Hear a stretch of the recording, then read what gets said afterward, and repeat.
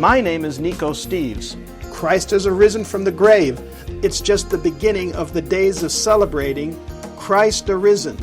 But here's a story about a sunrise service from when I was a boy. First up, many of you have been asking for my book, The Very Fine Light. It's available on Amazon. And of course, the audio version is there, as well as on Audible and Apple. And for those of you who aren't familiar with this book, it's a contemporary novel about a village on the verge of bankruptcy and Randy, a free-willing village employee who's always in trouble for speaking his mind. So don't forget to put your name on my mailing list at nicosteves.com in order to get even more information on The Very Fine Light.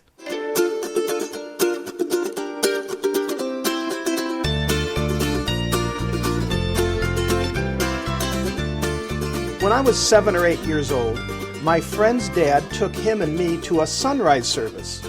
I'll never forget that experience.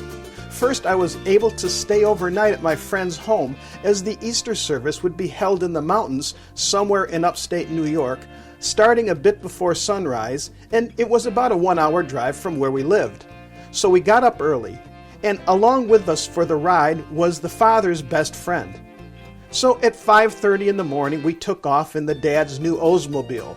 I'll never forget sitting in the back seat and hearing these two men talk guy talk.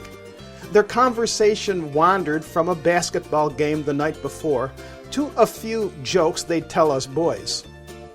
Now, my friend's dad smoked cigars, and though they weren't smoking during the morning drive, the smell of cigar smoke hung heavy in the air. I remember feeling like an adult. Here we were, a group of guys heading to the mountains. That part was a bit unusual. My friend's father rarely, if ever, attended Sunday services, and based on the conversation between the two men, neither did his pal.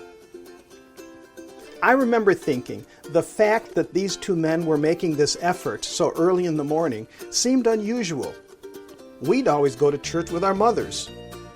Finally, our Oldsmobile turned onto a dirt road leading up the mountain. We parked behind a long line of red taillights outlining the winding uphill corridor. We followed the other intrepid pilgrims up a densely forested slope.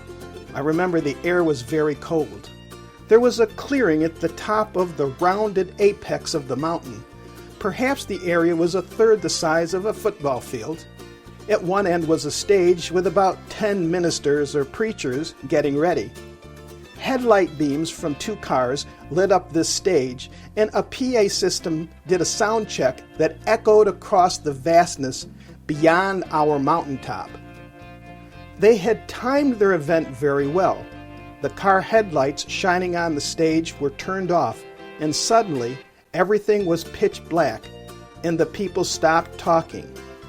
A preacher told us all to be silent for a moment. I remembered looking at the stars.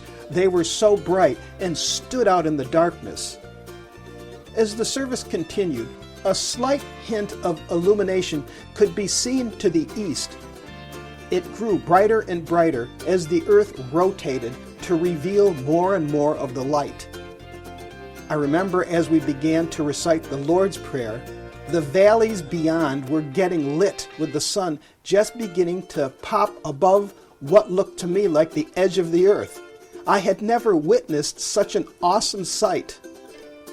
As the prayer service was coming to an end, the sun continued to rise above the distant horizon. Up and up, still higher it came, in size and shape, and at the same time getting brighter. The glow now spilled across our mountaintop.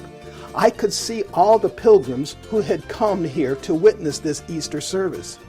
But my eyes drew me back to where the sun was coming from. We were all watching as the colorful sunbeams emanated from the growing disk spilled, first as a dull orange, but changing as it came totally in view. Suddenly, the big circle of brilliant sunlight came fully into view. A new day had begun. With that, the service ended. I remember my friend's dad and his pal had these small, strange smiles on their faces.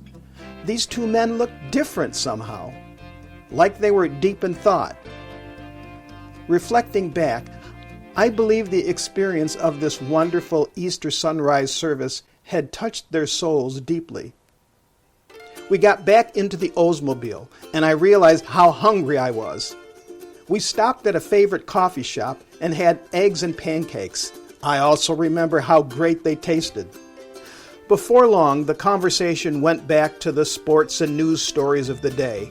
Gone were those momentary expressions I had seen on these two men's faces. They now looked more themselves somehow. Eventually, I moved away and never saw my friend or his father again. But I will never forget the men's faces after that Easter sunrise service. Have you ever been to an Easter sunrise service?